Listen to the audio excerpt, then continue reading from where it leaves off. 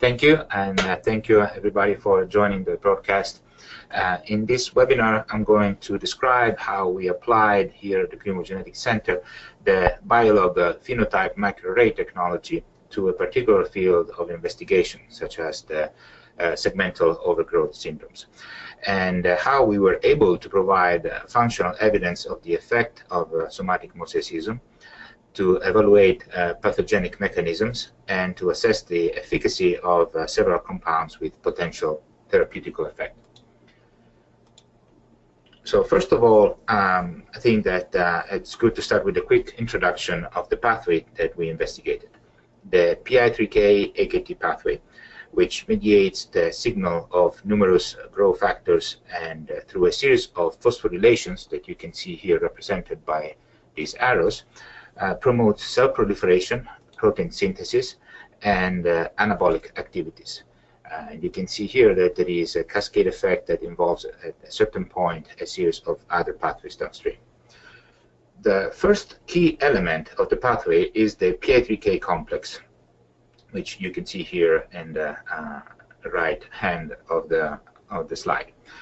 The complex is composed by the catalytic subunit P110, adjacent to the RTK receptor, and by the regulatory subunit P85. The second key element is the AKT protein, whose activation initiates a cascade effect recruiting several other pathways.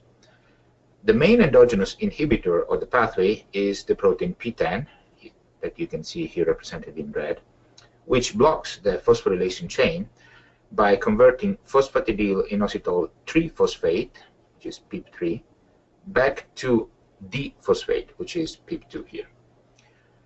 Loss of function mutations of P10 remove the inhibition on the pathway and have been associated to a wide spectrum of disorders, which is caused by the abnormal activation of the pathway.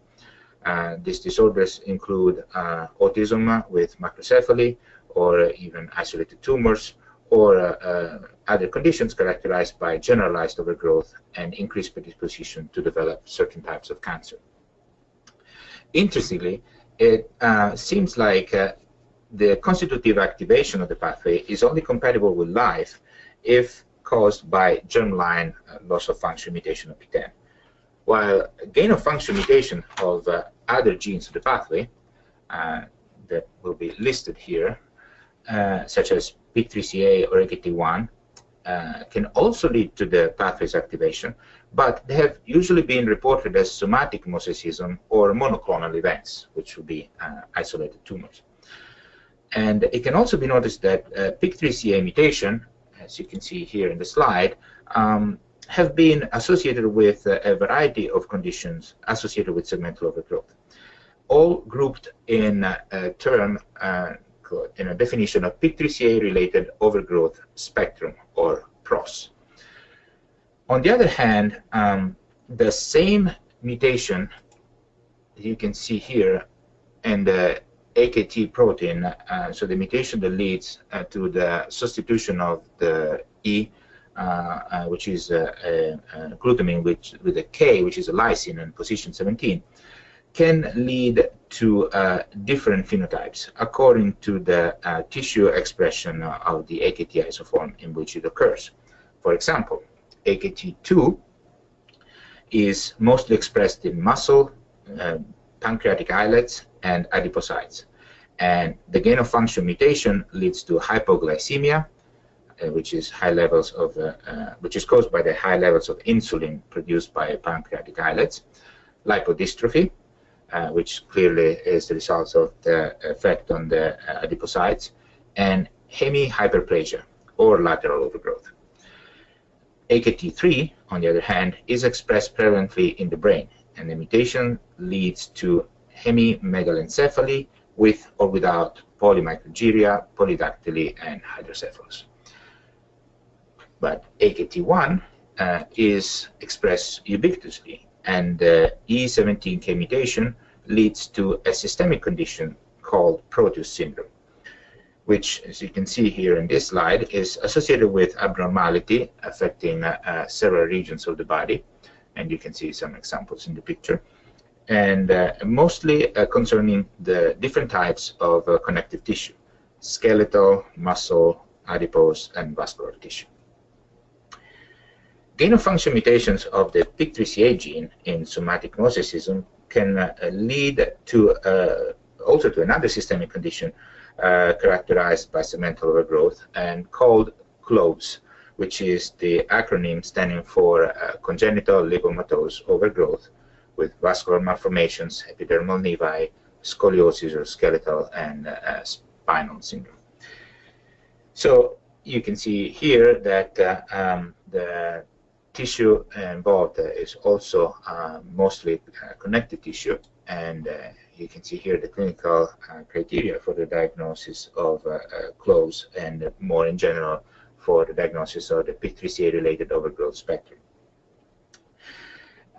This is just to show you that mutations in this gene PIK3CA can lead to a series of features affecting the same types of tissue affected in the Proteus syndrome, which is mostly connective tissues.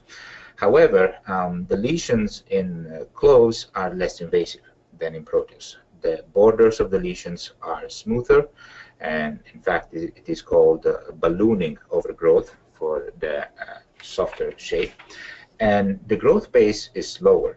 Moreover, CLOVES features may be recognizable at birth or even before, and therefore it's called congenital, while Proteus signs do not occur until the first 4 or 5 years of life. In fact, the conditions in the PROS spectrum, which you can see here in this graphic, can have different clinical presentations in terms of phenotypic severity and involvement of one or more tissue. And you can see here, on the other hand, where the Proteus features would fall in this graphic. So you can see that there is a certain clinical variability, and the presence of multiple PIK3CA mutations, unlike the single AKT1 mutation, the E17K, and this heterogeneity, both in terms of genetic causes and in terms of clinical variability, has brought to several groups to investigate potential genotype-phenotype correlation. But as you can see, this is the only work that tries to delineate certain correlation. And even if there seems to be a trend correlating mutations in the catalytic subunit of the PIK3CA protein with certain conditions and mutations in the cold subunit to CLOVES, you can notice that there are some hotspots mutations like this H1047R, which are highly represented in both groups. Therefore, a molecular characterization of the cells carrying the mosaic mutations would be very helpful to understand the mechanisms underlying such clinical variability and to eventually identify potential targets for drug development. Here at the Greenwood Genetic Center, we have a cohort of patients with segmental overgrowth, and we use this to investigate the pathway. And some of these patients provide some pretty good examples of a lack of genotype-phenotype correlation. In this case, you can see a fetus with some segmental overgrowth, mostly a vascular component, but also involvement of skeletal areas and then some skin lesions. And you can see here features that have similar features, again, disproportionate overgrowth, mostly vascular component, with involvement of the bone tissue. So these two cases present a similar phenotype, but as you can see, the case on the left, case H has no mutations detected, while the case on the right, case B, has a very well characterized PIK3CA mutation, plus another mutation in a gene of the pathway that has not been described before. So you can see that there is a clinical similarity that does not correlate with genotypic features. So they're similar in their clinical presentation, but their genetic background is different. This is another example, in which case we have a case with CLOVES syndrome, well-characterized PIK3CA mutation, and you can see the skin, vascular lesions, several bone features. And this is another example that has a mutation in the same gene, PIK3CA. Again, this is a very well characterized missense substitution as a hotspot variant. And the clinical presentation here is different. In fact, this patient was described as Proteus syndrome. And you can see that the features are somehow reminding of the different condition, which is caused by mutations in the AKT1 gene. So in this case, we have a similar genetic background, but different clinical presentation. So once again, you can see a couple of examples of lack of genotype-phenotype correlation. So in order to try to solve these questions, try to investigate the mechanisms underlying these conditions, we need to assess the activating effect of the gain-of-function mutations. And in order to do that, the standard test is based on measuring the phosphorylation of specific residues of the AKT protein, such as the threonine at position 473, which is represented here. So as you can appreciate from this graphic, which includes a control, then cells from affected tissue from a patient with the AKT1 mutation, and cells from affected tissue of a patient with PIK3CA mutation. In the condition of starvation, which means the cells are not exposed to the growth factors that physiologically activate the pathway, there is no phosphorylation in the control at the target residue. While both the AKT1 cells and the PIK3CA cells present, especially on the long term, an increased phosphorylation. So this AKT phosphorylation test after starvation is really representing the constitutive activation of the pathway in the absence of external sources of activation, such as growth factors. And so this was performed in all the patients in our cohort, and it showed that the pathway was indeed activated by the mutations.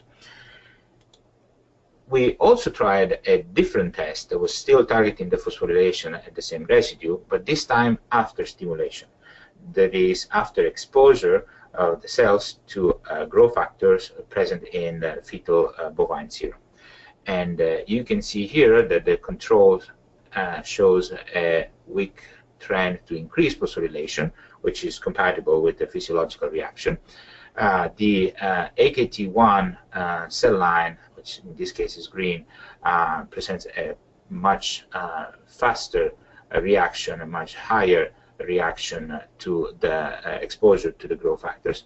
And surprisingly, the PIK3CA cell line showed a decreased phosphorylation, which showed a decreased response to the exposure of the growth factor. And so this was quite puzzling, and in order to better characterize the metabolic activity of these cells, so cells carrying mutations in the genes, the PI3K pathway, we decided to employ the Biolog Phenotype MicroArray plates. I'm going to give just a quick technical introduction. This is an array that is based on 96 whole plates, and each plate there is a different compound, and the cells are incubated in the presence of those compounds and then exposed to a dye that reacts with the production of NADH. So the more NAD is produced to NADH, and the more the dye is oxidized, and therefore it turns color. This is a picture of the plate at the end of the experiment, and you can appreciate the different shades of pink and purple, and all the way up to dark purple or blue.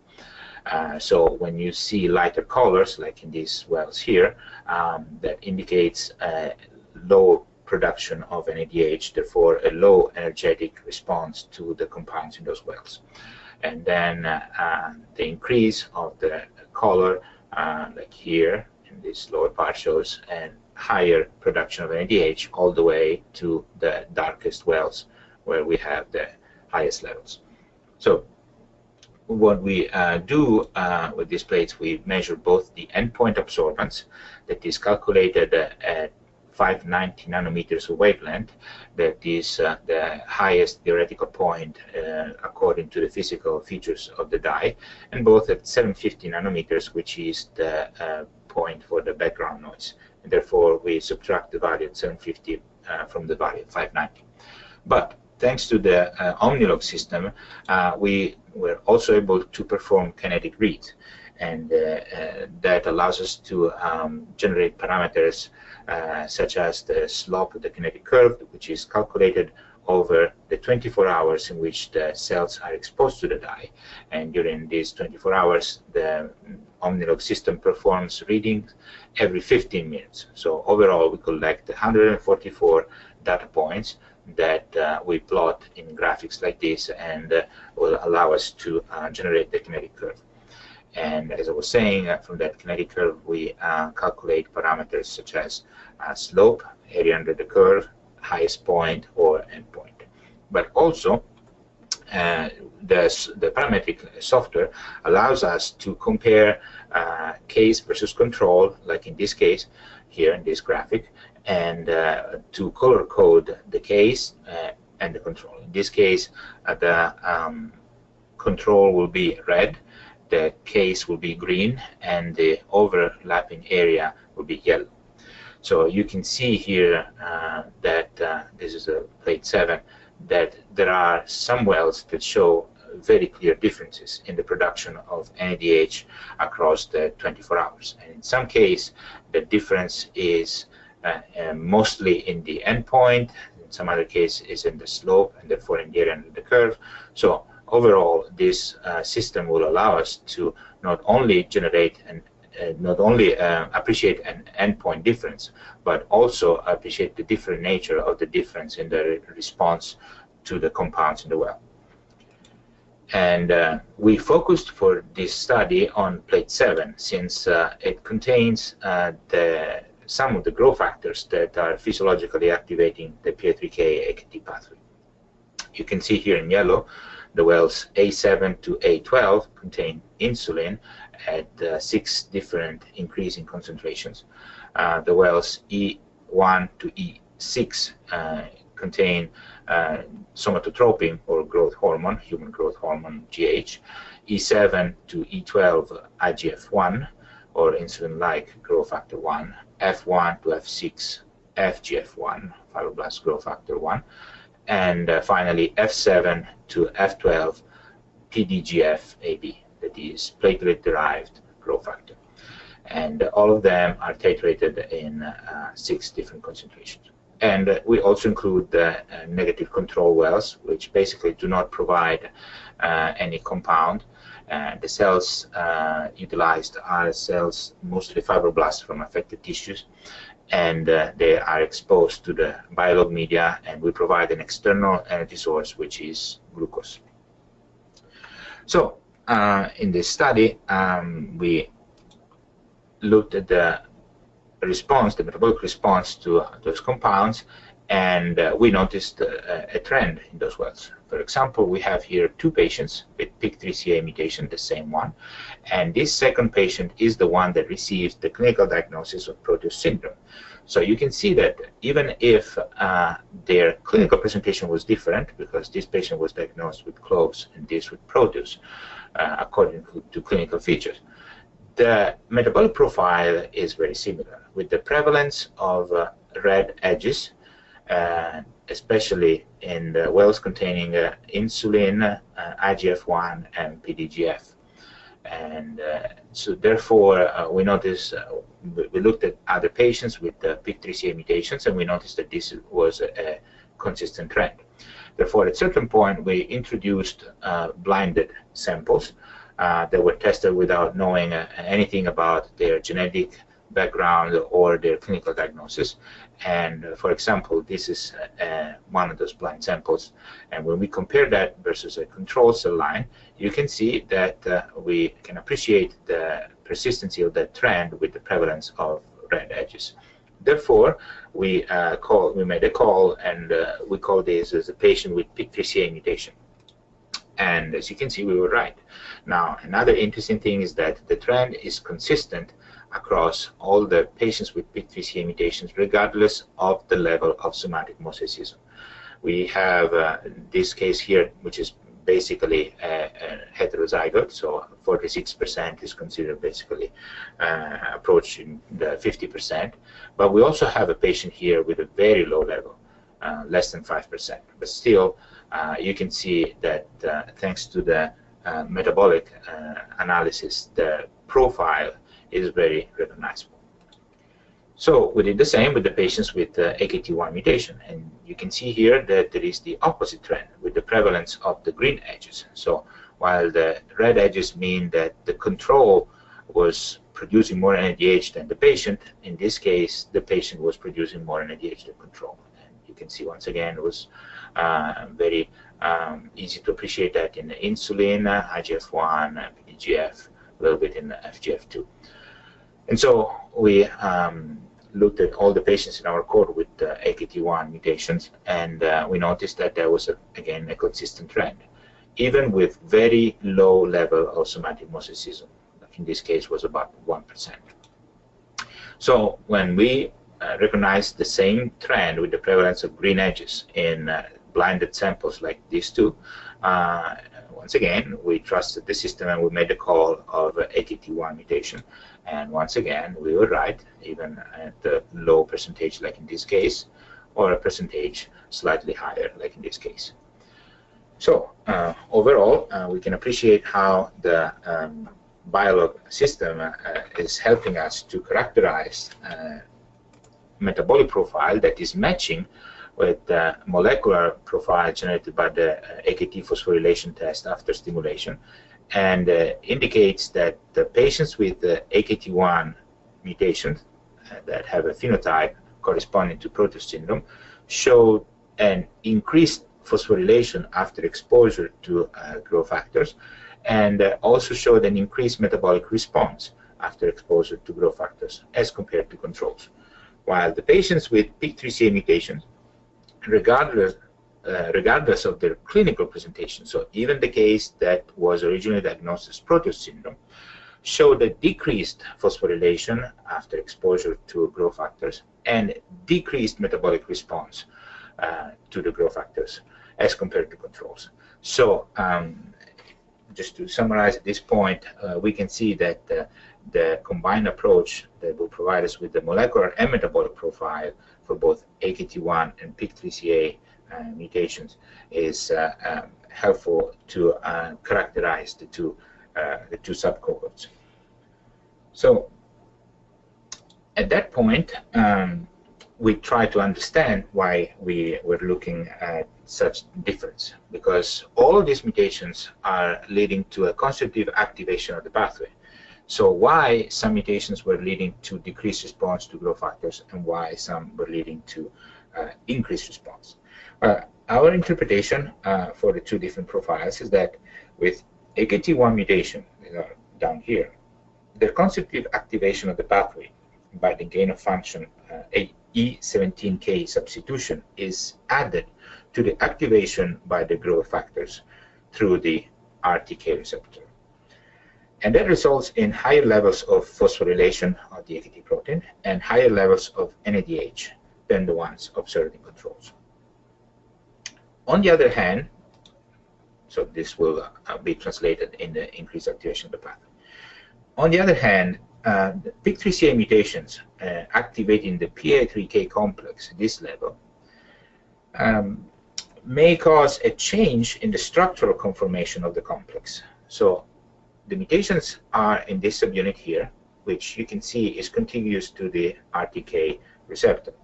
And therefore, our hypothesis is that this conformational change of the subunit will affect the RTK receptor, and by extension will cause a signal that will change the conformation at the receptor as well, and resulting in a decreased binding affinity for the growth factors. So basically, the constitutive activation of the pathway at this level, at the PI3K complex level, will result in a negative feedback loop to the RTK receptor, which in simple terms indicates that once the pathway is activated by itself, does not need any further activation by growth factors. Therefore, the receptor shuts down. So this could be compatible with the profile that we see, because this would justify the lower levels of phosphorylation and the lower levels of NADH as compared to controls. So in conclusion, our approach allowed us to distinguish the cases with AKT1 mutation from the ones with PIK3CA mutations, regardless of their clinical presentation. It allowed us to highlight different responses to different growth factors, revealing functional differences in the pathway. For example, we noticed that some growth factors were more consistent in their profile, for example, insulin or IGF-1, while we noticed that the human growth hormone was not always consistent in showing the trend that was characterizing PIK3CA or AKT1. Also, the approach allowed us to suggest potential molecular targets for more precise treatment approaches, and along that line, to basically be used as a potential follow-up tool for evaluate the response of patients to pharmaceutical protocols. And speaking of treatment, we also decided to use the system to test several compounds that have been described has been described as effective in the treatment of conditions associated with the activation of this pathway. The first compound is BYL719, which is a selective inhibitor of the P110 alpha subunit, which is this one. That is the product of the PIK3CA gene, and we tested that at 2 different concentrations. This compound has been used in certain types of cancer with the PIK3CA activating mutations. The second compound is Wortmannin, which is an inhibitor of the PI3K complex. So in this case, it inhibits the whole complex, and again, we used these 2 concentrations. And the third compound is rapamycin, which is the inhibitor of the mTOR pathway, and actually mTOR means mammalian target of rapamycin, and mTOR is downstream to AKT and is actually one of the main effectors of the pathway. And once again, we used that at 2 different concentrations. So we noticed that BYL719, unfortunately, was not successful because it appeared to be toxic for the cells. As you can see, especially here at higher concentration, 80 nanomolar, you see a flat line for the yellow area, which means that you can only appreciate the red kinetic curve generated from the controls, because the cells treated with BYL719 were not showing any metabolic response. So basically, they were dead. You can see here that there is some response, but it was already much lower than the untreated cells. Therefore, it's probably too powerful, too strong for these cells, and this is not surprising, because if we think about it, these cell lines are only carrying these mutations in somatic mosaicism, unlike the cancer cell lines, where the mutation is pretty much present in all the cells. When we looked at Wortmannin, we noticed a similar trend, although much weaker, in lowering the metabolic response, therefore the viability of the cells, up to a very dangerous level. But that was not present in all the wells, and once again, you can see how the growth hormone, which is in the wells E1 to E6, is not following the same type of metabolic response of the other growth factors. And this trend was not good in the cells with PIK3CA mutations, because they were already showing a reduced response to NADH. But it seemed to be good in the patients with in the cells with AKT1 mutation, where you can see that we can appreciate the green edges and the untreated cell line versus control that are either obliterated, and you only see the perfect overlap here with the yellow, or they're even turned into red edges, which means that the green that represents the kinetic curve for the patient is brought below the levels observed in the control.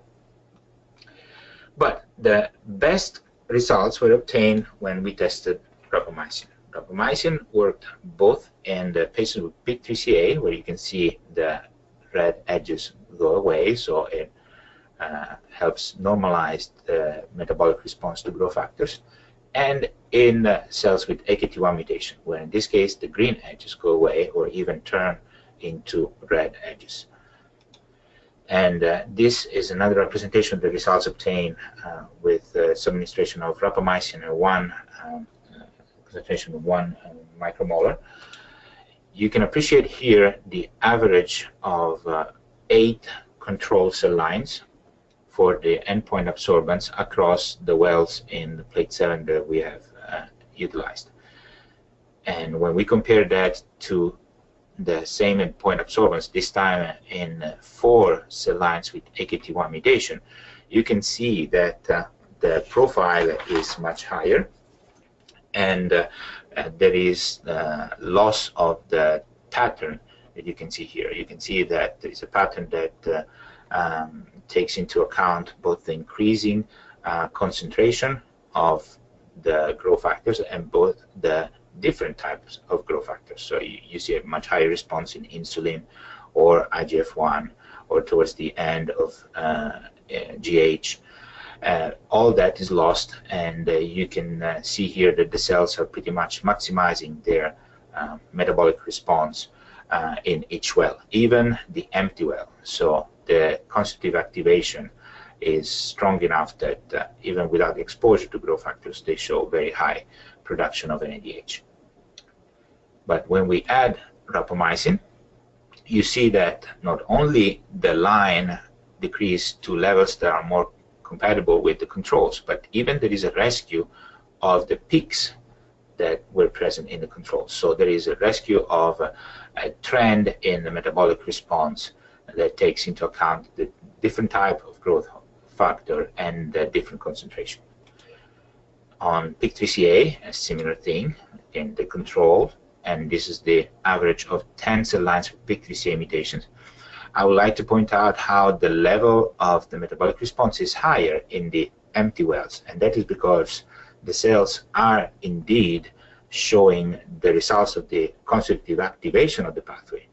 And since the PIK3CA mutation activates the pathway, they do have an increased metabolic activity in the basic conditions. But then when we expose the cells to the growth factors, you see how the line goes way below the control levels. Once again, we add rapamycin, and you can see in yellow how the levels go back to normal or almost normal, and definitely they reproduce the same sort of pathway that we observe in controls. So, in conclusion, we notice that Wortmannin normalizes the metabolic response in Proteus cells only, so not in the cells with PIK3CA mutations. BYL719 reduces the metabolic response in all cell lines, but is probably toxic, especially at high concentration. And rapamycin seems to be the best compound of the ones we tested, because normalized the metabolic response both in the AKT1 and PIK3CA cell lines. So, conclusion: the Biolog Phenotype MicroArray system proved to be very helpful to test drugs inhibiting the PI3K AKT pathway, with potential applications to treatment for both conditions, both AKT1 related conditions, which is Proteus syndrome, and PIK3CA related conditions, or the conditions in the cross spectrum. And potentially can be used also to test drugs for isolated cancers with mutations in PIK3CA or AKT1. Specifically, our results show that we can differentiate the efficacy of the different drugs, and also eventually we can use this approach for follow-up on long-term treatment.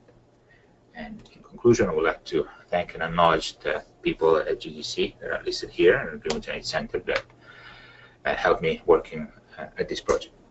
Thank you for your attention.